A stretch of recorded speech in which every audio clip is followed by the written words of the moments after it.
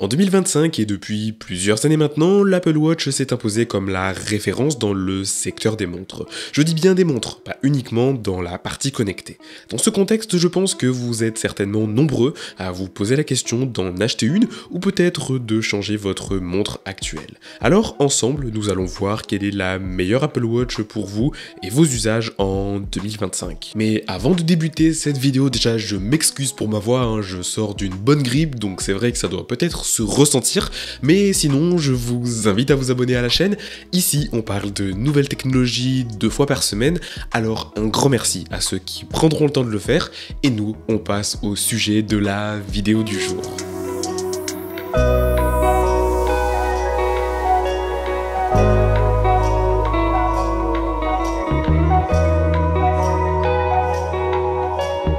Pour débuter, si vous n'avez jamais eu d'Apple Watch sur votre poignet ou ni même de montre connectée, pour moi il y a un seul choix à faire, celui que je trouve le plus judicieux, le plus malin, c'est l'Apple Watch SE2. Ce modèle offre l'essentiel de ce que l'on attend d'une Apple Watch en 2025, sans superflu ni prix excessif. Certes, elle ne dispose pas de toutes les fonctionnalités de santé avancée des modèles plus chers, mais elle est largement suffisante pour un usage quotidien. Avec l'Apple Watch SE2, vous bénéficiez d'un suivi sportif complet grâce aux anneaux d'activité et aux nombreux entraînements disponibles, d'un suivi de santé basique mais efficace, incluant la mesure de fréquence cardiaque, la détection de chute et l'appel d'urgence SOS. Elle permet également de gérer vos notifications et appels sans sortir votre iPhone, d'effectuer des paiements sans contact avec Apple Pay, de contrôler votre musique ou des objets connectés via HomeKit. Tout cela avec une autonomie qui est correcte, mais pas exceptionnelle, mais surtout un prix bien plus raisonnable que les modèles série 10 ou Ultra. J'insiste vraiment sur ce point car dans mon entourage j'ai vu tellement de personnes qui ont acheté des Apple Watch série 7, série 8, série 9 et qui les ont laissés au fond d'un tiroir au bout de 2 à 3 mois, ce qui est vraiment dommage. Pour le coup, c'est pour ça que je pense qu'il est intéressant avant tout d'essayer avec la montre connectée la moins chère d'Apple pour voir si finalement, oui ou non, l'expérience nous convient. La réalité, c'est que aussi tout le monde n'a pas besoin d'un électrocardiogramme ou d'un capteur de température au poignet. Pour beaucoup, une Apple Watch sert avant tout à consulter ses notifications, suivre son activité physique ou encore payer sans contact. Et pour ça, la SE2 fait parfaitement le job. Alors si c'est votre premier Apple Watch, ce modèle est clairement le meilleur choix. Mais si vous recherchez des fonctionnalités santé un petit peu plus poussées, notamment un suivi préventif avancé, il existe quand même d'autres alternatives. Mais posez-vous la question, est-ce que vous avez besoin d'un modèle plus cher là, maintenant? Si la réponse est non, pour moi, il n'y a quand même qu'un seul choix qui s'offre à vous, c'est l'Apple Watch SE2. Maintenant, il existe quand même une alternative que je trouve plutôt à considérer, qui n'est peut-être pas la meilleure, mais qui pour moi est à prendre en compte dans votre réflexion.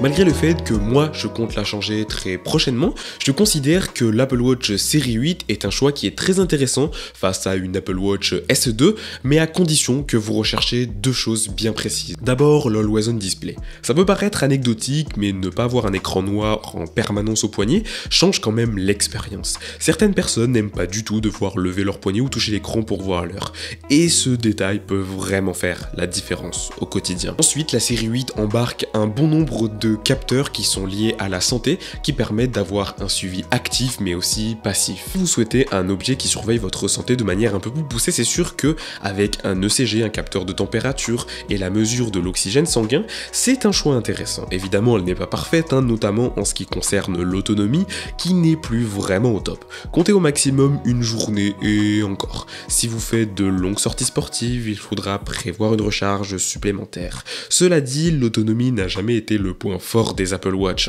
et rares sont les modèles qui dépassent la journée complète d'utilisation. Cela dit, pour un modèle sorti en 2022, la série 8 reste une excellente option en 2025, surtout en occasion ou en reconditionné. Pour le prix auquel on peut la trouver aujourd'hui, moi je considère que c'est quand même un vrai bon plan, à condition de bien vérifier l'état de la batterie avant de l'acheter. Après, si vous avez déjà eu une Apple Watch, que vous connaissez les bases de ce produit, que vous savez exactement ce que vous attendez d'un produit comme celui-ci, alors vous pouvez envisager un investissement dans un modèle récent de dernière génération. Mais pour une première expérience ou pour un bon rapport qualité-prix, la série 8 reste une bonne option.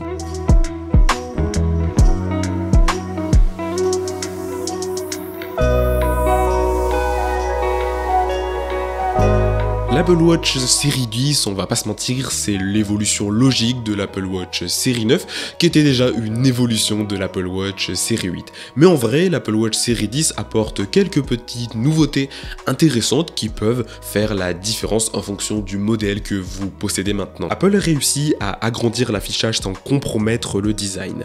La montre reste fine, élégante et agréable à porter au quotidien. Certes, son prix est élevé, mais si vous recherchez une belle montre équipée des dernières fonctionnalités sportives et santé, tout en restant discrète au poignet, elle pourrait parfaitement répondre à vos attentes. On retrouve bien sûr toutes les innovations récentes d'Apple en matière de suivi d'activité, de capteurs avancés et d'intégration à l'écosystème Apple. Il n'y a pas de grande révolution, par contre, il faut bien le noter ici. Après, moi, personnellement, je trouve que son design est quand même vraiment réussi. Son écran offre une excellente luminosité et une lisibilité impeccable, même en plein soleil, ce qui la rend très agréable à utiliser au quotidien. Elle reste légère et confortable, un point important pour ceux qui portent leur montre toute la journée. Après, côté autonomie, ça tiendra la journée, mais bon, ça reste clairement dans la lignée des séries précédentes, c'est-à-dire que vous allez faire la journée et globalement autour des 19-20 heures, il faudra passer par la case recharge, hormis si vous ne dormez pas avec votre montre connectée. Mais l'un des plus grands atouts, c'est justement cette discrétion au poignet. Contrairement au modèle ultra plus massif et imposant, la série 10 sait se faire oublier tout en restant performante. Si vous recherchez un modèle équilibré entre design, fonctionnalité et confort d'utilisation, c'est probablement l'un des meilleurs choix chez Apple en 2025.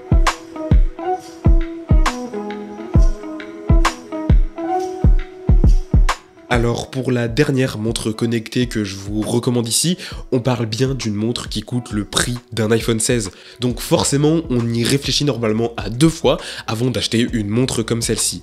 Mais je sais que pour certains, une Apple Watch Ultra 1 ou 2 peut quand même en valoir la peine, alors il faut que je vous explique pourquoi elle peut être intéressante. Déjà avant tout, il faut apprécier les grosses montres, car l'Apple Watch Ultra 1 et 2 sont des modèles massifs. Avec leur boîtier de 49 mm, elles sont presque 2 fois plus épaisse qu'une série 10, bien plus lourde et encombrante au poignet.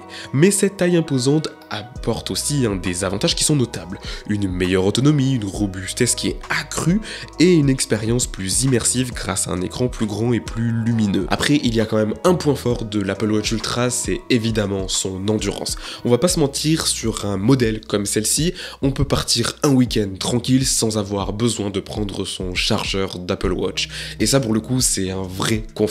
De plus, elle permet des interactions plus poussées et un accès plus rapide à certaines fonctionnalités grâce au bouton action qui est entre guillemets personnalisable. Autre atout, sa résistance extrême. Conçue pour les aventuriers et les sportifs, elle supporte des températures extrêmes, l'eau en profondeur et des chocs bien plus violents que les modèles standards. C'est impressionnant, mais soyons honnêtes, tout le monde n'a pas forcément besoin de ces capacités au quotidien. Enfin, il y a aussi un côté statutaire à porter une Apple Watch Ultra. Si vous ne profitez pas de ces fonctionnalités sportives au moins une fois par mois, est-ce vraiment un investissement utile? Pour certains, elle est un véritable outil de performance. Pour d'autres, elle reste surtout un accessoire premium à avoir sur son poignet. À vous de voir si elle correspond réellement à vos usages ou simplement si vous avez envie de vous faire plaisir avec une montre connectée comme celle-ci. En tout cas, sachez que je vous prépare une vidéo test autour de l'Apple Watch Ultra 2 que j'ai au poignet ici. Je vais vous faire un test pendant 30 jours en la testant dans diverses conditions. Donc n'hésitez pas à vous abonner si vous voulez pas louper cette vidéo. Et puis je crois que de mon côté j'ai tout dit. Non, il faut que je vous dise quand même qu'il y a tous les liens dont vous avez besoin dans la description de cette vidéo. Ce sont des liens affiliés. Donc si jamais vous passez par ces liens pour acheter une des montres connectées, je vous en remercie d'avance. Allez, de mon côté, je vous invite à mettre un petit like à cette vidéo. Et sur ce, je vous dis à très vite pour une nouvelle vidéo sur la chaîne. Allez, salut!